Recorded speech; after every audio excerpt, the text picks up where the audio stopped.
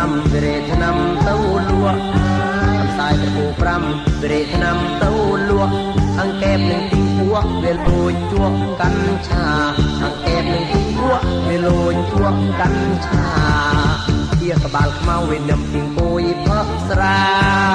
ជាក្បាលខ្មៅវានឹមពីគួយផឹកស្រារវងមិនដេញភាសាវិជ័យមិនអាយតោះទេ